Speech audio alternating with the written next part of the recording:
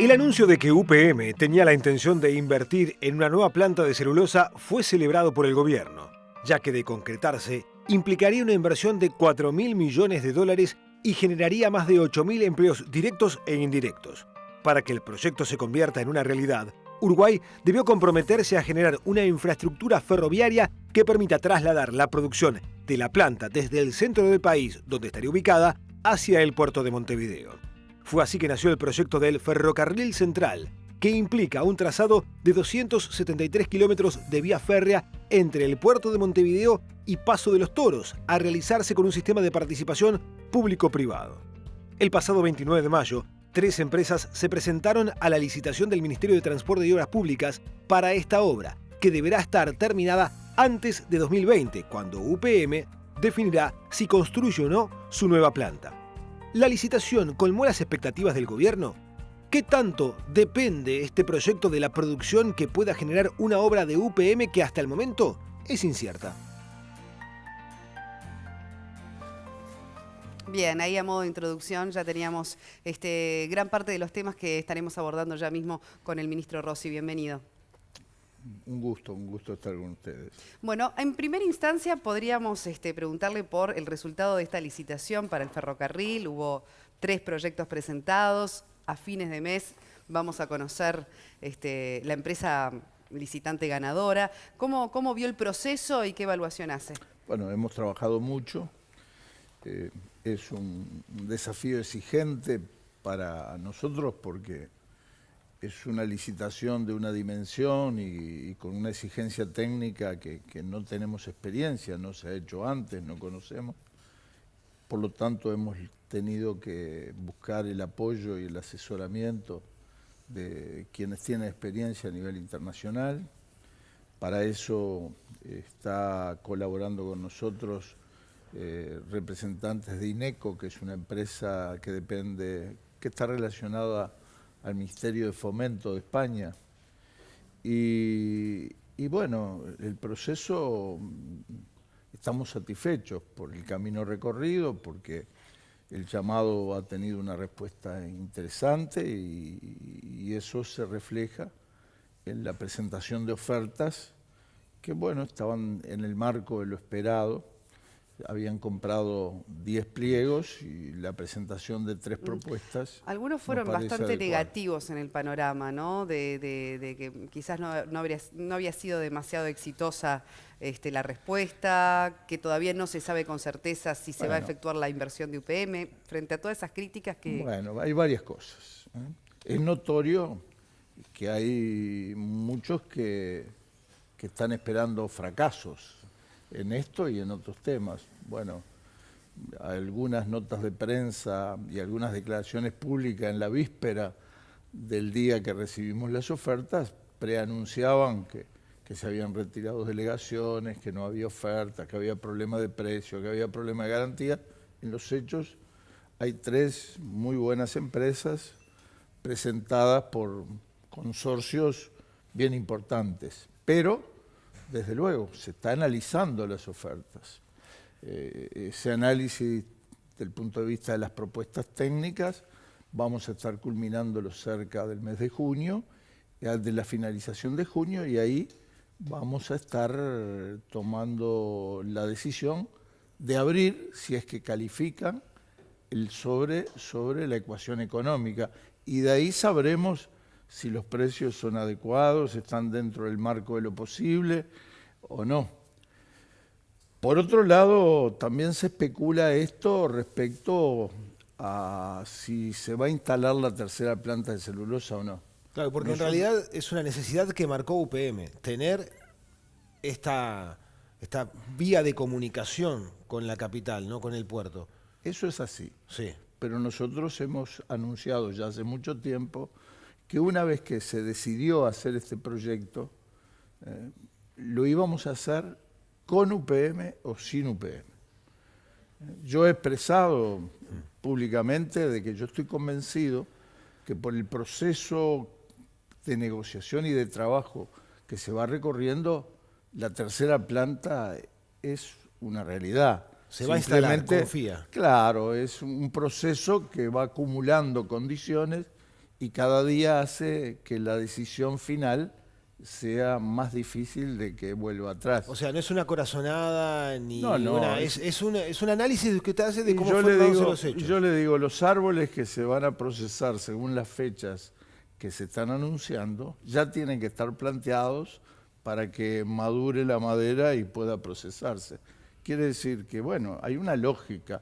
Nadie realiza un proceso de trabajo e inversión tan costoso para último momento. Claro, pero decir también que hay no. plazos, ¿no? Hay Pero- plazos, por ejemplo, para que esta vía Bueno. férrea esté pronta. Para esto y para otras cosas también hay plazos, porque es una de las cosas que tenemos que hacer bien.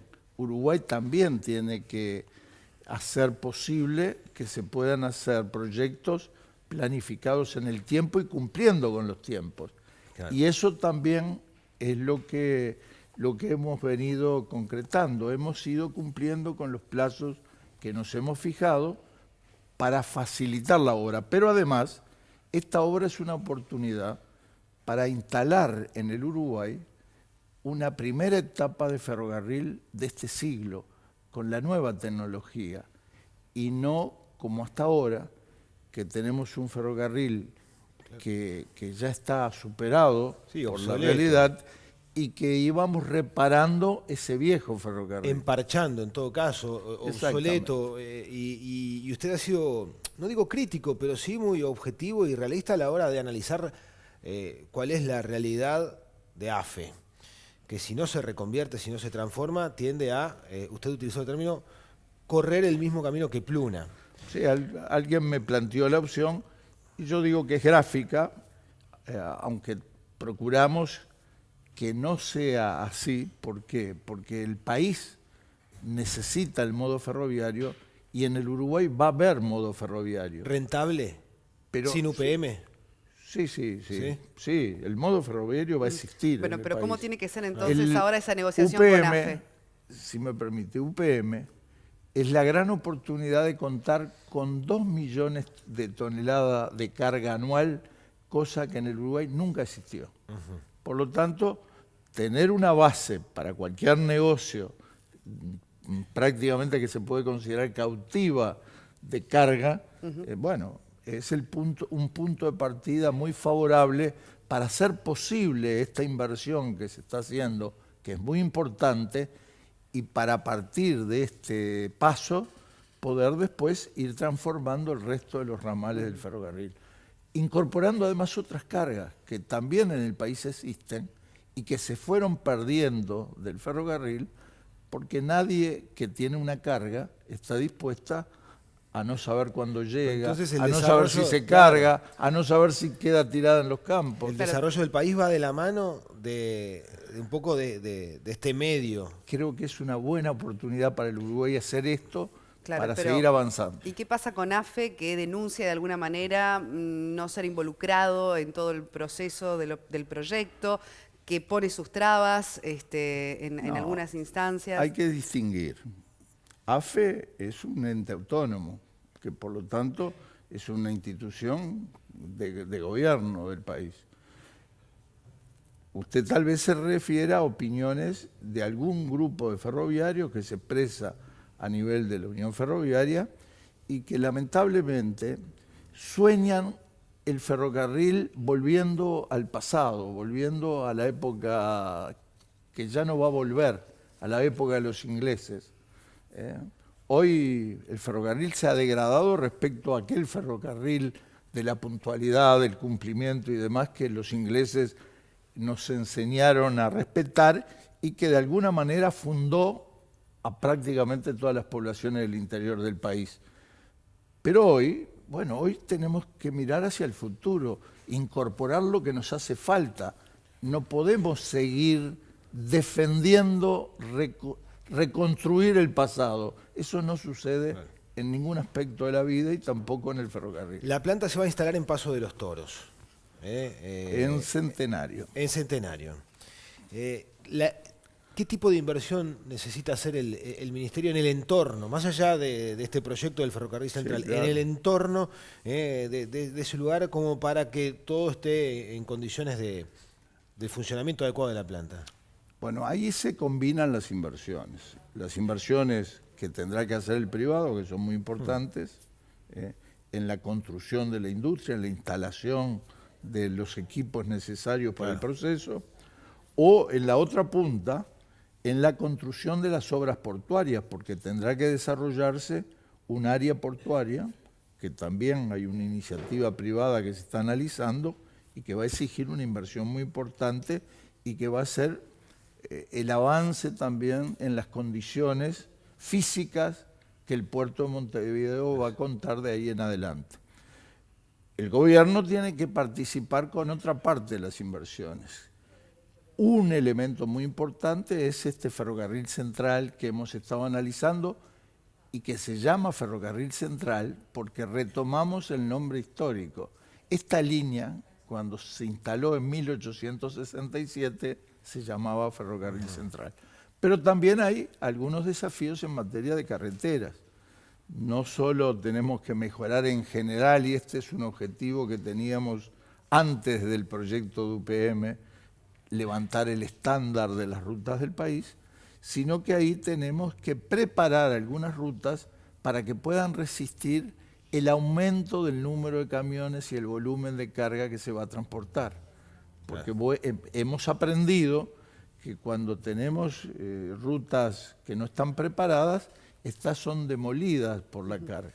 Entonces, eso significa que hay que construir nuevas bases y nuevas capas rodaduras. Y en ese sentido, hay algunas obras importantes. Por ejemplo, la Ruta 43 hacia el Río Negro, un nuevo puente sobre el Río Negro, la Ruta 42 pasando el Río Negro en el departamento de Durazno, y bueno, y algún conjunto de rutas y puentes que tendrá que reforzarse. Ministro, para ir también a otros temas, usted recientemente habló de que el Ministerio estaría negociando la posibilidad de volver a traer la aerolínea Air France a nuestro país. ¿Qué nos dejó Pluna, verdad? Ahora que recién podemos decir que se produjo recientemente el cierre definitivo de todo lo que dejó. ¿Y qué pasa con ese tema, ¿no? Con la conectividad del Uruguay, con el deseo de que una aerolínea como Air France también regrese al país? Bueno, ustedes habrán escuchado alguna vez que yo no era partidario del cierre de Pluna. Creo que no debió cerrarse Pluna. Más allá de todos los problemas que todos se pueden analizar y discutir. Pero Pluna tenía 75 años de prestigio acumulado y generaba un valor, tenía un capital difícil de hacerlo tangible, pero que pesaba. El cierre de Pluna significó una pérdida en la conectividad del Uruguay muy importante. En el 2011, las cifras de pasajeros que pasaron por el aeropuerto de Carrasco todavía no las hemos recuperado, nos hemos aproximado, pero todavía no las recuperamos. Pero además nos daba una serie de servicios muy importantes en la región. Desde entonces se han mejorado muchas cosas, han venido muchas aerolíneas y es cierto que estamos ahora discutiendo y negociando la posibilidad de que vuelva Air France, pero ya no en un vuelo que iba primero a Buenos Aires y después a Montevideo, sino ahora en forma directa a Montevideo. Pero aún con Air France y aún con todo lo que ha avanzado la conectividad intercontinental en la región, seguimos teniendo la necesidad de crecer. Afortunadamente hay una empresa con capitales bolivianos que es Amazona, que ha abierto y desarrollado una filial uruguaya que está empezando a tejer una red que necesitamos fortalecer para permitir que Montevideo sea una alternativa en la comunicación con la región y con el mundo. Así que hay que trabajar mucho en ese sentido y hay que trabajar permanentemente. Los problemas vinculados a la aeronáutica, este tal vez sea el más importante, pero no se limitan solo a esto. En el mundo, tal como viene el desarrollo de la tecnología, se está preparando la Organización Internacional de la Aviación Civil y los países más preparados para un crecimiento muy grande de la aeronáutica. exponencial al crecimiento general económico del mundo, va a estar por encima de ese promedio. Uruguay tiene que estar atento a esto, porque si no acompañamos ese crecimiento vamos a quedar más rezagados respecto a la región. Y se incorporan nuevas tecnologías y nuevas modalidades comerciales en la aeronáutica que tenemos que seguir de cerca. Y tenemos que ser conscientes que somos débiles, que estamos débiles y que por lo tanto tenemos que trabajar mucho. Recién usted marcaba un matiz que tenía cuando se tomó la decisión del cierre de Pluna, ¿no? Con total objetividad, haciendo su propio análisis, usted se manifestó en aquel entonces contrario al cierre de Pluna. Y esto me sirve de introducción para abordar otro tema. Usted también marcó una postura diferente con relación a la que tiene el gobierno en forma oficial, postura personal, en cuanto al análisis de lo que está pasando en Venezuela. ¿Alguien le tiró de la oreja por eso? No planteé una posición, diferente al gobierno, pero como usted ahora, un periodista me preguntó en ese momento qué me parecía la elección, o si me parecía bien, me parecía mal. Y la verdad que cuando uno ve el proceso venezolano, ¿con qué lo compara? ¿Cómo lo evalúa? Y lo compara con el proceso democrático uruguayo, donde no nos caracterizamos por llevarnos bien y por decir todo lo mismo, pero hay una fortaleza institucional, se sabe cómo son las reglas de juego y la rotación de los partidos en el gobierno está garantizado. Pero cabe y el todo el término mundo dictadura. puede ser candidato y no hay proscripciones y no hay discusión si hay presos o no hay presos políticos. Nosotros ya vivimos épocas así. En la dictadura. Y tenemos que sentirnos orgullosos de que el Uruguay funcione como funciona. Sí. Y vemos que en Venezuela las cosas no funcionan así y por lo tanto a Pero mí por eso no me gusta. ¿es válido el término dictadura en Venezuela? Yo no quiero entrar en eso. Yo lo que le digo que en dictadura, que en Venezuela hay proscripciones, que en Venezuela se discute sobre si los presos que existen son políticos o no. Partidos no participaron en las elecciones. Otros que participaron en las elecciones y no votaron y no salieron gananciosos, cuestionaron el proceso electoral. Hay un clima general internacional que creo que en muchos casos se cede y que busca intervenir en la realidad de Venezuela. Es una situación donde se bloquea económicamente el país por parte de quienes tienen posibilidad de hacerlo. No está funcionando Venezuela como a mí me gustaría y no está relacionándose el mundo y la América con Venezuela como me parece que nosotros en el Uruguay sabemos apreciar y valorar. Entonces, de alguna manera, acompaña la decisión del gobierno de haberse abstenido de votar esa sanción a Venezuela en la ONU. Acompaño eso y ¿por qué? ¿Por qué acompañó eso? Porque más allá de en la OEA, perdón. Porque más allá de todos esos cuestionamientos, los problemas de Venezuela, en primer lugar, lo tienen que resolver los venezolanos. Y tenemos que generar condiciones para que se pueda encontrar un camino de solución de los problemas entre los venezolanos. Y lo peor que podemos hacer es aislar a Venezuela, bloquear a Venezuela, interrumpir toda relación diplomática. Bueno, ¿qué dejamos? Dejamos a su suerte a Venezuela, a sus ciudadanos. Bueno, es una manera de ejercer presión, que ¿verdad? se arregle como pueda. Es una forma de intervenir generando presión. Sí, pero la presión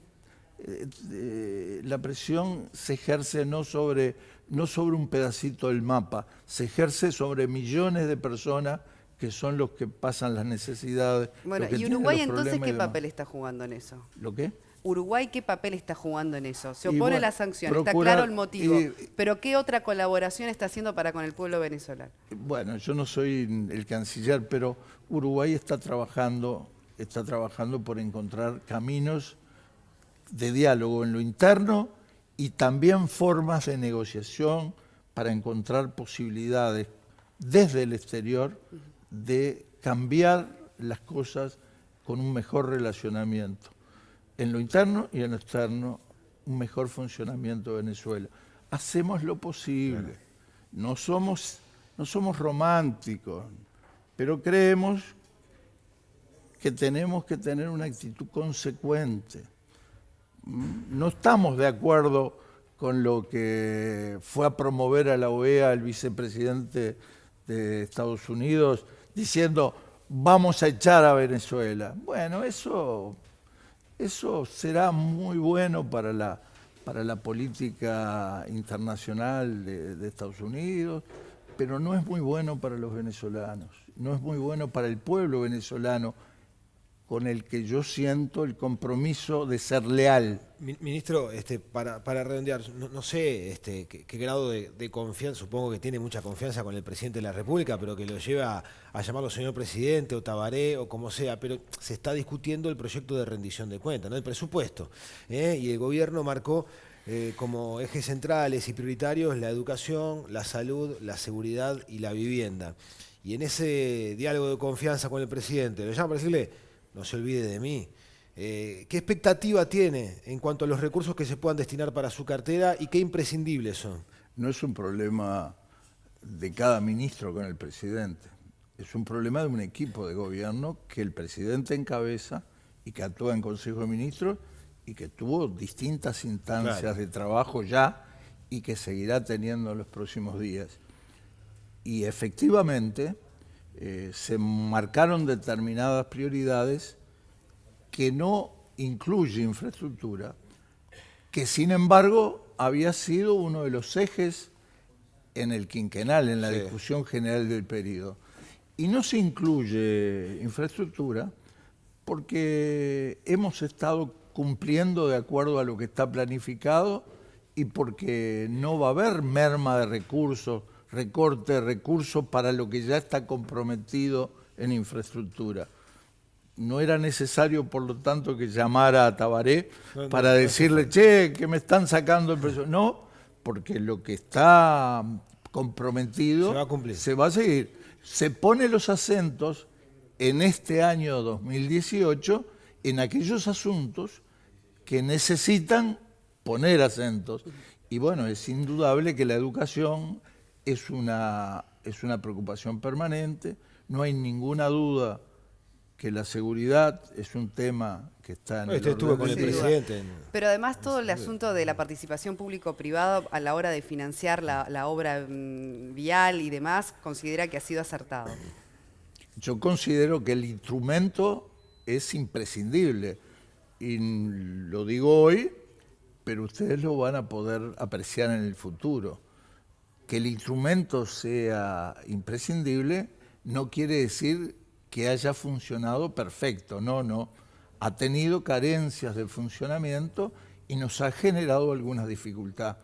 El hecho de que el tiempo de aplicación de las asociaciones público-privado haya demorado más de lo que teníamos en principio concebido, nos genera dificultades porque son obras que se postergan y que en algunos casos nos obligan a abordarlas recurriendo a otras fuentes de financiamiento. Pero no tenga ninguna duda que los 7 proyectos que hemos comprometido están en marcha de participación público-privado y que en el futuro el país va a tener muchos proyectos más de participación público-privado porque es un instrumento de financiamiento que en el mundo de hoy va a ser muy necesario. Ministro Muchas Rossi, gracias, ministro. muchísimas gracias por su visita y su tiempo aquí en Uruguay. Fue muy amable, muy gentil. A las órdenes. Muchas gracias.